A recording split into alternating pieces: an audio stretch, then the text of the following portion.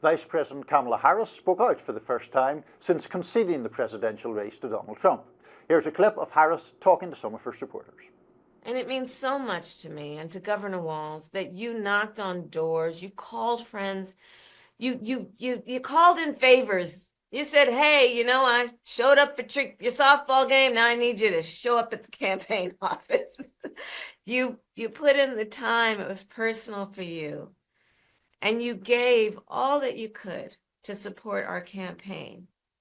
Because of your efforts, get this, we raised an historic $1.4 billion, almost $1.5 billion.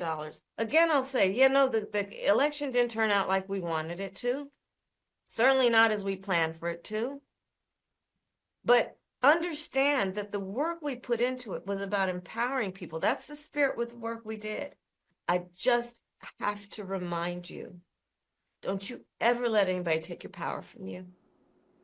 You have the same power that you did before November 5th. And you have the same purpose that you did. And you have the same ability to engage and inspire. So don't ever let anybody or any circumstance take your power from you. Social media users skewered Harris's 3-week post-law speech. Frequent critic of the Biden administration, Benny Johnson, posted on X, quote, Kamala Harris addresses supporters 3 weeks after a humiliating loss to Trump in painfully cringe 10-minute rant where she brags about wasting over $1.4 billion in donor money. And conservative pundit Gunther Eagleman wrote, who in their right mind let Kamala Harris post this? Lol. Charlie Kirk, host of The Charlie Kirk Show, chimed in as well, as Kamala delivers a message to her dejected supporters, bragging about how they raised nearly $1.5 billion for her failed campaign. David Plouffe has finally admitted the campaign's internal polling never had Harris ahead of Trump. It was all a giant scam. Niall, yes. What are your thoughts of that video? She's I don't know. Can I say it? Can I express we're my not censored around here. It's, you know, and it's fine. And she lost, and she should be sure.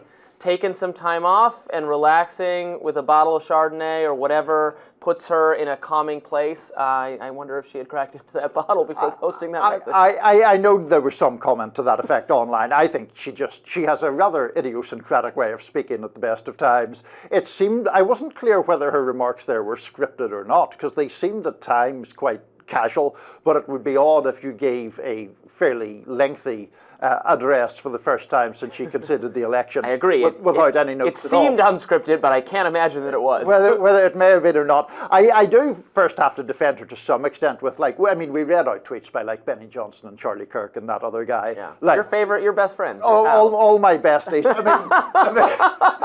I mean, these, you know, they would criticize Kamala Harris for breathing, so right. I don't know really what is particularly gained other than woke breathing. Well, maybe it is. Look, you know, on what I don't really think, I don't want to kick her when she's done, so to speak. You know, she ran, as is often the case with Kamala Harris. Wasn't the best, wasn't the worst, it was okay, it wasn't enough to overcome all the difficulties that she faced. That speech was not her at her most effective. I will certainly acknowledge that. I think it was sort of very vague. One of the things I notice about Kamala Harris' speeches generally is she doesn't really tend to tell a story in the speeches. There isn't a narrative. Maybe she'd just get a new speechwriter. There isn't a narrative really in her remarks. There's sort of a bit of this and a bit of that, and throw it all into a grab bag together.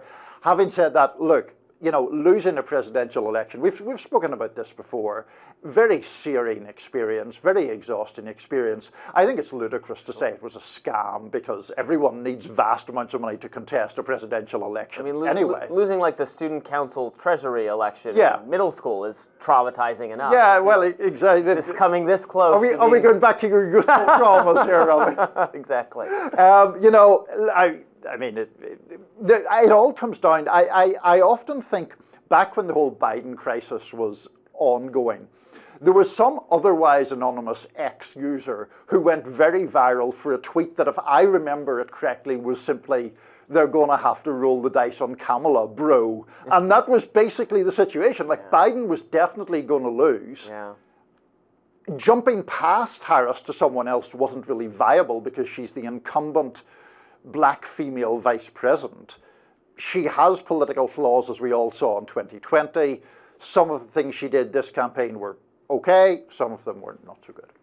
Well, and they're still talking about her. She wants to keep herself in a conversation for now, as we alluded to yesterday or the day before, right, in contention for either California governor or running for president again. I can't imagine her actually doing either of those things. Look, I think if she ran for governor of California, she would very well win. She would have a good, strong chance of winning. She has name ID specifically in California, and is her kind of, as you say, idiosyncratic, not just deliberately, but mix of policies or what she stands for, is clearly a fit for California. I have no doubt she could win that race. I have serious doubts about her necessarily winning the nomination or the presidency if she pursued it for national politics. She could become governor. Does she really want to do that? Does she want to do any of these things that take work? And look, she did her best. I don't want to kick her when she's down either.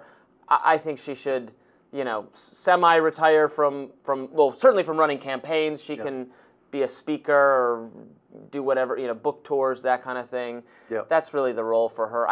That's got to be what she wants more, is less taxing and to be attacked again. And as we said whenever we previously discussed this, it's traditionally difficult in American politics to come back from defeat. Now, obviously, Trump is a rebuttal to that argument, but you go past that and you have to struggle to find people. Nixon did it, admittedly, in the 60s. Nixon was the biggest political comeback until Donald Trump. Right. But, that is generally rare, and if you lose a presidential election, there is not generally an easy route back from there. And it's not like Kamala Harris has a really, it's not like an AOC type figure or a Bernie Sanders type figure where there is a ideological movement that is filled with fervent believers in that person.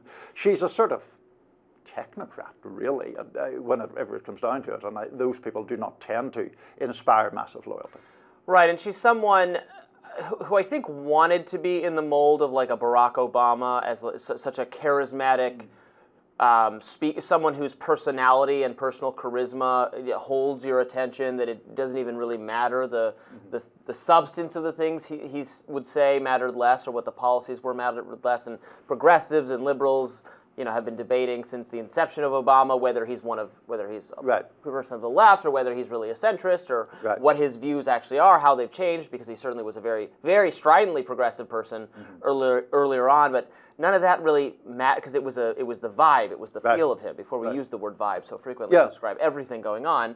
That's what she wanted to be, but she just doesn't have that raw talent, doesn't, which is not an uncommon thing. Barack Obama was unique in that category for being such an effective deliverer of rhetoric and speech. That's what I was actually going to say, a version of that. I think that Democrats have become spoiled to a degree in saying that various candidates are no Obama, and I think that underestimates what an exceptional political figure Barack Obama was. I know, conservative members of our audience will be fuming about that such a remark, but separating him out from whatever you think of his ideological positions, he's an extraordinarily talented politician. Well, and I would say Reagan was as well, in terms of the communications and the delivery of speeches, and of course, but both of their political careers now look far less impressive next to Donald Trump, returned from the dead, Robby, to win the presidency. Don't try me this close to Thanksgiving.